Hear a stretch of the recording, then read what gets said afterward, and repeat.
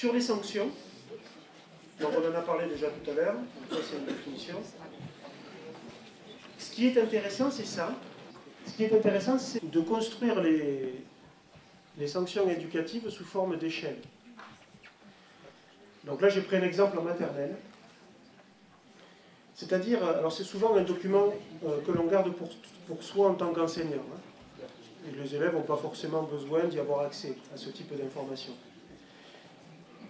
Alors, comment on construit ce document? On se pose cette question, qu'est-ce que je fais lorsque je suis face à un comportement qui ne correspond pas à une règle du contrat de vie? Qu'est-ce que je fais pour commencer? Qu'est-ce que je fais si ça recommence? Qu'est-ce que je fais après? Et puis, qu'est-ce que je fais en dernier lieu, c'est-à-dire au-delà duquel je me refuse d'intervenir de manière pédagogique? Par exemple, si on est convaincu que crier dans une classe, ça pose un certain nombre de problèmes professionnels et pédagogiques, on peut se dire, les hurlements, les cris, ce n'est pas un système de sanctions auquel je vais avoir recours. D'accord? Donc le principe là, c'est une enseignante dans une classe multi-âge maternelle, c'est-à-dire TPS, PS, MS, GS. Au début, lorsque il y a un problème d'infraction, l'échelon numéro 1, c'est rappel de la règle. Si ça suffit, très bien. Si ça ne suffit pas, l'enseignante passe au niveau 2, qui est l'utilisation de ce qu'elle appelle le thermomètre du calme. Alors, je vous ai mis une petite incrustation à côté, c'est-à-dire il y a le visage de chaque enfant, et puis donc, il va monter d'une couleur. Il va passer du blanc au jaune. D'accord? Si, ça c'est ce qu'on appelle un système de sanctions symbolique, ça n'a pas d'autre conséquence que ça. Si ça ne suffit pas, elle a un système de sabliers dans sa classe, et ce sont des sabliers de couleurs différentes, chaque couleur correspondant à une durée d'écoulement du sable différente. Donc elle dit aux enfants, tu vas choisir un sablier, tu t'assois où tu veux dans la classe au calme, et tu restes au calme le temps que le sable coule. Et pendant ce temps, tu réfléchis à la règle qui a posé problème. Et quand le sable...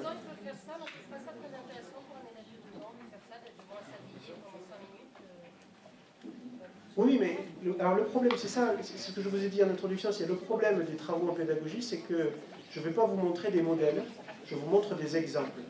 On lui présente une autre activité, d'accord, pour qu'il puisse se calmer sur une autre activité, mais là, je ne vois pas l'intérêt de mettre le droit sablier pendant 2 à 3 minutes. Donc, l'intérêt que cette enseignante nous a expliqué en entretien, l'intérêt qu'elle y met, c'est de donner la possibilité aux enfants de se retrouver à un moment où ils essayent de conscientiser la règle qui a posé problème, parce que la consigne qui est donnée, lorsque le sable est écoulé, je vais voir l'enseignante et je lui montre, je lui énonce la règle qui a posé problème. Le principe de la sanction éducative, c'est bien l'accompagnement vers un apprentissage.